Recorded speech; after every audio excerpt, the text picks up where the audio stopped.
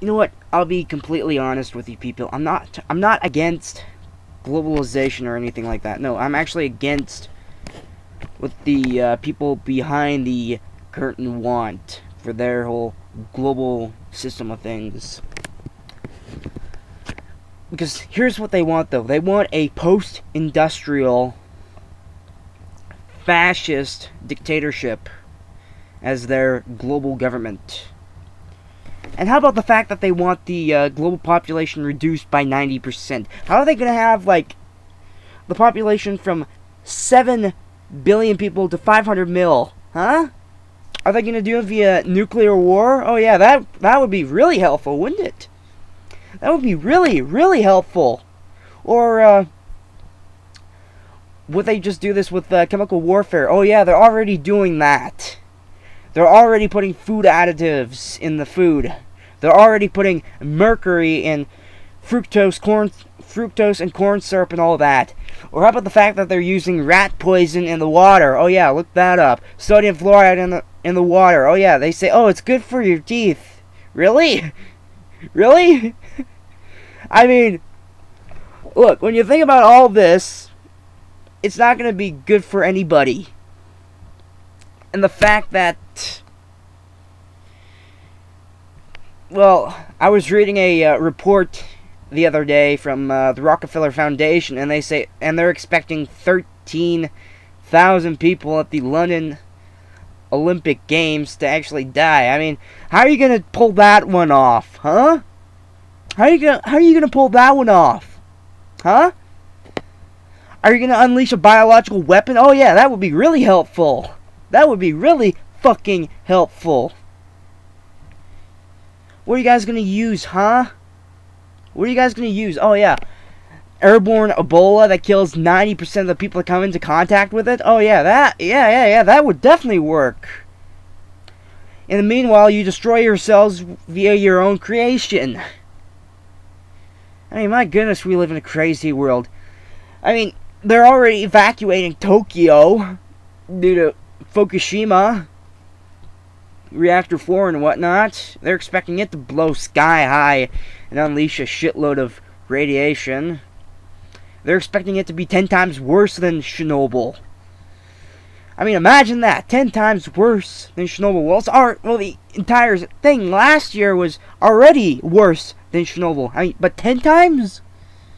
Just one reactor, 10 times worse than Chernobyl. I mean, my goodness, what a crazy world we live in. My goodness. Here's a question that I always get asked constantly all the time. Why do you worry about the US all the time? Why don't you just worry about Canada instead? I mean, that's where you're from, right? Yes, of course, I am from Canada. Because you can already tell by my Canadian accent, eh? I did the whole Newfie accent, eh? It doesn't even sound like Newfoundland. Oh well. Why do I worry about Canada? Well, why do I not worry about Canada instead? Why do I always worry about the US? Well, for the simple formality that the US used to be the epicenter of liberty and freedom. It used to be the epicenter of the entire Western civilization itself. I worry about the US because everything's usually interconnected in this whole Western civilization. Because whatever usually happens in the US usually happens in Canada. Whatever happens in Europe usually happens in Canada and the US.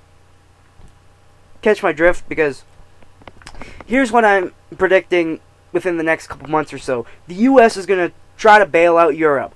It's not going to work. It's going to backfire on them, causing the burst in the whole derivatives market. And if you don't know what the derivatives market is, think of insurance. Although it's usually for the big banks and whatnot. And of course, we've already seen a crack with that. Look up JP Morgan loses $200 billion. This was like, what, a month ago? Look up that. And once this economy collapses, chaos will happen, and then of course martial law will be implemented. Think Ordo ab Chao. Yes, I'm going all over this whole situation again because I want the people to fucking wake up. Get the whole shtick? You see what's going on? I want to read to you guys a little something that I actually found on the web. And this might actually make a little bit of sense, though, but this is about the 3 world wars. The First World War must be brought about in order to permit the Illuminati to overthrow the power of the Tsars in Russia and making that country a fortress of atheistic communism. The divergences caused by the agent or the agents of the Illuminati between the British and Germanic empires will be used to foment this war. At the end of this war, communism will be built and used in order to destroy other governments and in order to weaken other religions. To weaken the religions, yes, of course, but hey, whatever. Okay, that pretty much just summarized World War I, 1914 to 1918. We've already seen the implementation of the USSR, which, by the way, communism, of course, is owned by these big banks. I mean, after all, they created it, pretty much, in a sense of the word. Karl Marx, of course, British agent. Now I'm going to read to you the Second World War in Albert Pike's letter. The Second World War, the Second World War must be fomented by taking advantage of the differences between the fascists and the political Zionists. This war must be brought about so that Nazism is destroyed and that the political Zionism must be strong enough to institute a sovereign state of Israel in Palestine. During the Second World War, international communism must be strong enough in order to balance Christendom, which would be restrained and held in check until the time which we would need it for the final social cataclysm. Well, we've already seen that with World War II. After the end of World War II, we've already seen the creation of Israel. Nazism itself was destroyed. The Jews themselves were put in camps. Of course, some people might not believe in that, but this entire world... Think of this entire political world stage as a play, pretty much, for the elite. Now I'm going to read to you the Third World War, which of course hasn't happened yet. The other two have happened, but the third one hasn't happened yet. Okay, here goes. The Third World War must be fomented by taking advantage of the differences caused by the agent tour of the Illuminati between the political Zionists and the leaders of the Islamic world, which we're pretty much already seeing happening. Israel threatening Iran, Iran threatening Israel. The war must be conducted in such a way that Islam, the Muslim, Arabic world, and political Zionism, the state of Israel, mutually destroy each other. Meanwhile, the other nations, once more divided on the issue, will be constrained to fight to the point of complete physical, moral, spiritual, and economic exhaustion. Well, we're already seeing economical exhaustion. We're already seeing that actually happen. We shall unleash the nihilists and the atheists. We shall provoke a formidable social cataclysm which, in all its horror, will show clearly to the nations the effect of absolute atheism and origin of savagery and of the most bloody turmoil, which we're pretty much already seeing happening. You know that guy that bit the... You know that... This whole... the Miami incident with... Where, the guy bites the other guy's face off? Well, that's pretty much... This whole, savagery part.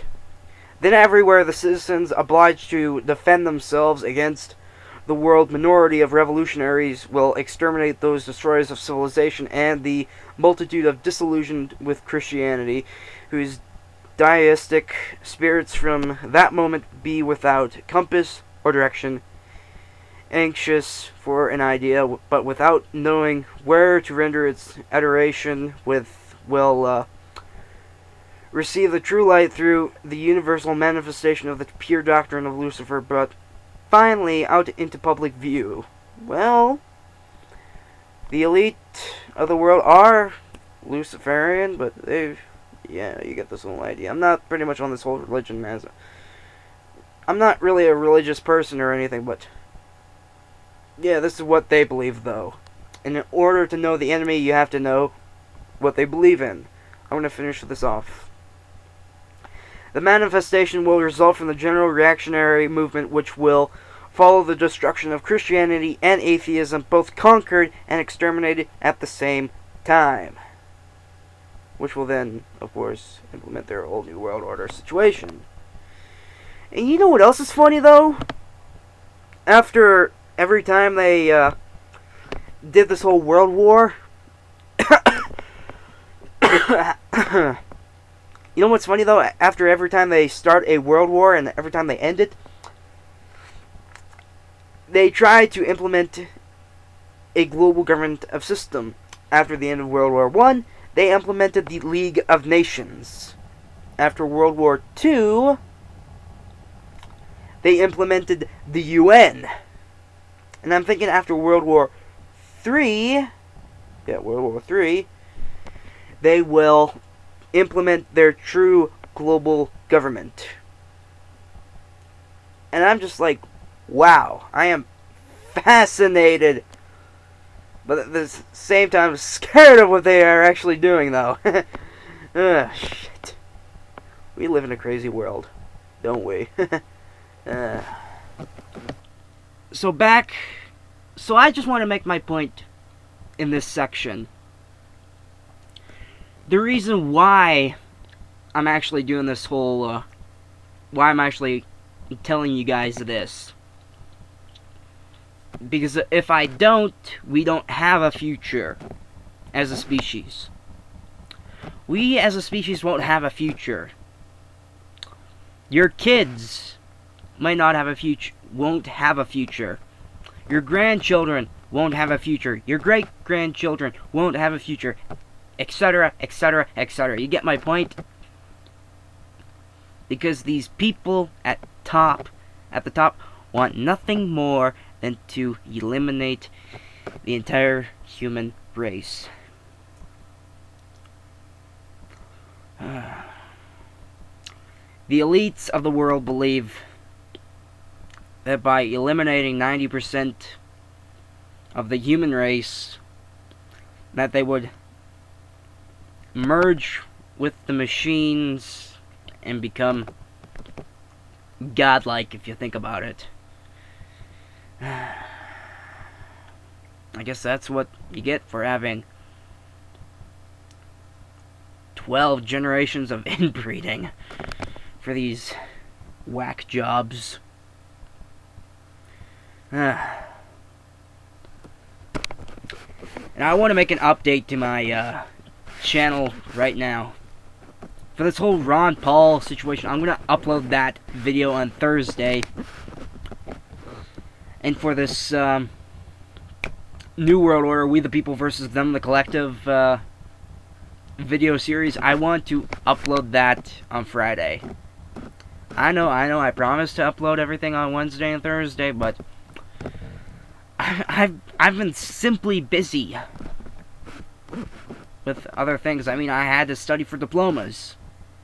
I got a bio diploma on, but I got a bio diploma on, I believe, June 22nd. Let me just check the calendar. Yeah, June 22nd is when I have my bio diploma, my last diploma. Then I'm done school forever. Unless, of course, I go to college or post-secondary or anything like that. But, yeah. Well, it's been great talking to you people again. This has been Truth of Nitrous signing off. Peace.